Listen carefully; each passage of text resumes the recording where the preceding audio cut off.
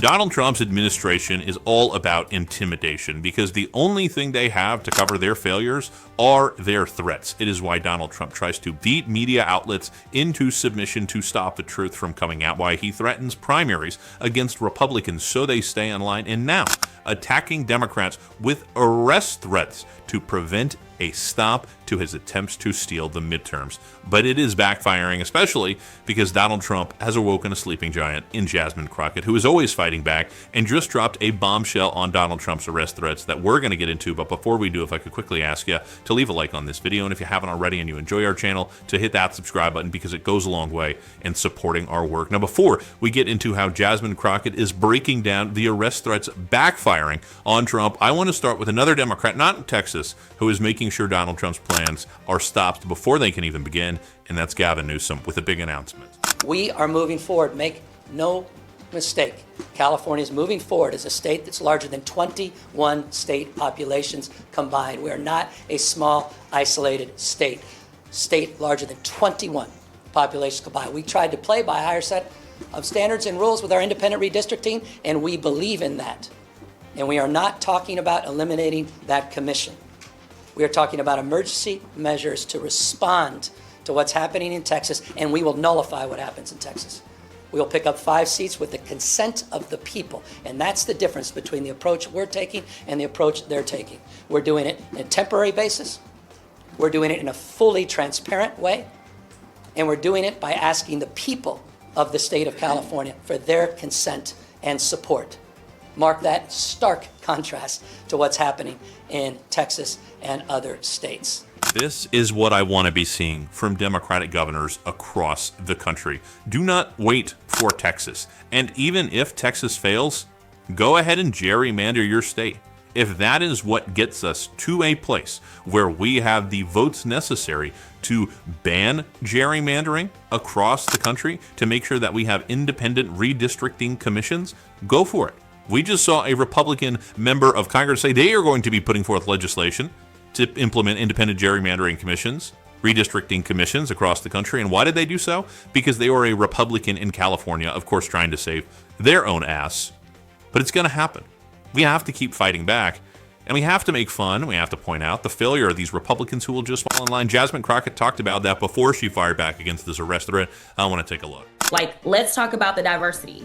There is so much diversity in this area. They have decided that they were going to chop and screw these districts to the extent that those diverse voices would be diluted. When we did the math, if you are an African American in the state of Texas, and Texas has more African Americans than any other state, then your vote only counts 1/5 as much as an Anglo in the state of Texas. Yeah. You are Latino, your voting strength is only 1/3 that of an Anglo in the state of Texas. And that is what we are talking about. We are talking about the fact that Republicans are now saying, you know what, we don't trust those diverse voices because we know we have a white supremacy agenda. So therefore, we are going to make sure that they don't participate because they are not going to go along with this anti-diversity. The Republican Party claims that it is this group of big, strong, tough, macho men, but they all ultimately capitulate to a deteriorating, disgusting, despicable man in Donald Trump.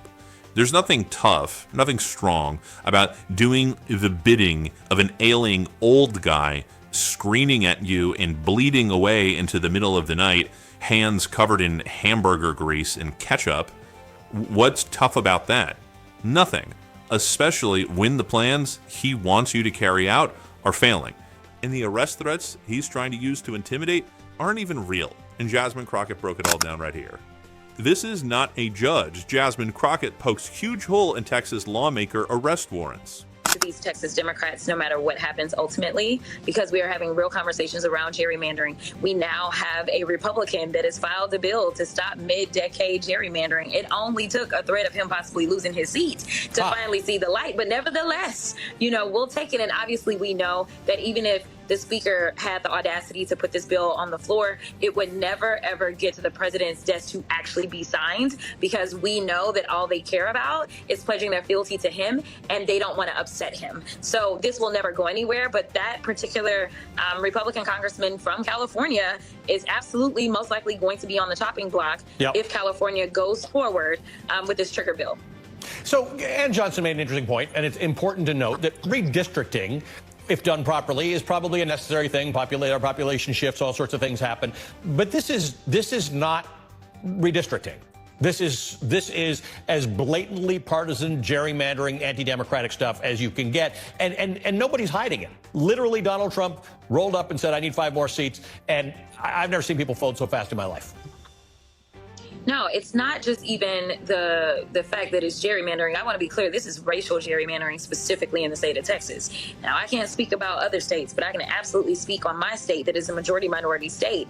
And the fact is, when we ultimately did our actual redistricting in 2021, when we got the numbers, it said that 95% of the growth was due to people of color. And so therefore, Texas, that was growing leaps and bounds, was entitled to 2 additional seats. But unfortunately, they didn't feel like minority voices were entitled to have representation, even though they were the reason that they got those seats. So not only did they give us 2 new Anglo seats, and the reason that I say it's not just strictly partisan is because when we got those 2 new seats, they were both Anglo majority seats. One went to a Democrat, one went to a Republican. This is racial at this point. And now they're saying, you know what, we want 2 more Anglo majority seats.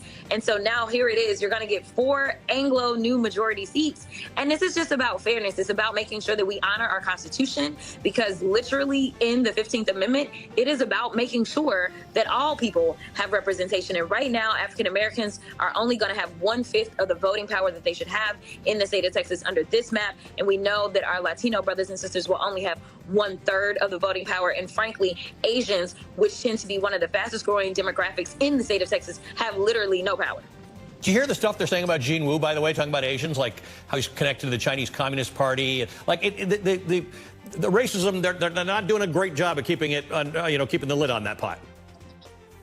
No, I mean, honestly, when Trump came in the first time, they started to lift the hoods. Once Trump got in a second time, they decided the hoods were off. And listen, I'm perfectly fine with it, because I want to know where you stand. I want to know that you're a despicable human being who lacks all morality, but wants to go around and teach and preach Christianity. I want to know who you are, because then I know how to deal with you. It is unfortunate that that is where we are. And it is one reason that it is so difficult for minorities to even try to listen to Republicans, because they consistently coddle people like neo-Nazis. They consistently uplift people such as the Proud Boys. As we know, so many of those January 6ers were part of some of these extremist organizations. And now they have decided, you know what, you are best qualified to work for ICE. You are best qualified to go and terrorize these communities of color and round them up and throw them in random cages where hopefully they will be treated. Donald Trump's intimidation isn't even real. It only takes a real form when we see mass capitulation, when you see universities bend the knee, corporate media outlets bend the knee. That's when it works. On its own, there is no power to Donald Trump's attempts to intimidate you unless you stand up to him and make clear what he is trying to accomplish. And someone who's really done a better job of that than anyone is Representative James Talarico, who I think gave the most informative breakdown of what's happening in Texas right here. We may not be in Texas, but we are fighting for our constituents. We are fighting for free and fair elections in every community. Because when politicians draw their own lines, when they draw our districts into these crazy shapes, when they crack and pack communities of color, it's called gerrymandering. It's basically politicians manufacturing the outcome they want. It's politicians insulating themselves from the will of the public. Politicians shouldn't choose their voters. Voters should choose their politicians. Both political parties gerrymander, Democrats in blue states, Republicans in red states, but not this brazenly, not this discriminatory, and not in the middle of the decade in an effort to rig the upcoming election at the direct request of the President of the United States. This is not an issue of party, it's an issue of power. People in power want to stay in power. There's a lot of conversation within the Democratic Party right now about how we fix our brand, how we change our messaging, how we bring more people into the coalition. And I think the biggest part of that right now, in a time in which we see such an attack on intellectualism is allowing people access to information from communicators who can get their damn point across. Jasmine Crockett can do that. James Talarico can do that. Someone who I think does it better than anyone when talking about constitutional issues is Jamie Raskin. Hell, he hosted a class with Brian Tyler Cohen on YouTube on constitutional law. We have to educate people on how we can fix our problems so they feel like they're real actors. We talk so much about the suppression that happens, not just in the rhetoric, of course, but the actions of Republicans. They want to keep you from voting. They want to keep you from feeling engaged. They want politics to feel out of reach. Take Zoran Mandani in New York. No one did a better job of explaining the real ways he could implement his structural changes than Zoran did. And it makes you think, well, if politics makes this much sense, why have I stayed out of it? If politics is something that I can affect, why not get more involved? That is the opposite of the cynicism that MAGA tries to instill in you. Donald Trump wants you to think the whole system's broken, not just so he can get away with his lies, but so you don't think you can change it or be a part of making it better, or even look in to what it takes to run from office, to engage in politics, to be a part of change. So I feel like as a Democratic Party, right now, one of the most important things we can do is just educate people. Not talk down or talk at, but talk with. Take a look at Jeff Jackson in New York, someone you probably check out on TikTok all the time. Explainer videos. We need to better explain. And there is a lot of shit to explain right now that's real broken. And I promise you we will do the best we can on this show. I know you all are already pretty tapped in, but we'll stress that importance as much as we can. And if you want to support that, as always, you can hit that subscribe button, leave a like on this video, and if you stuck around to the end, drop a blue heart in the comments. And until next time, I'll see you soon.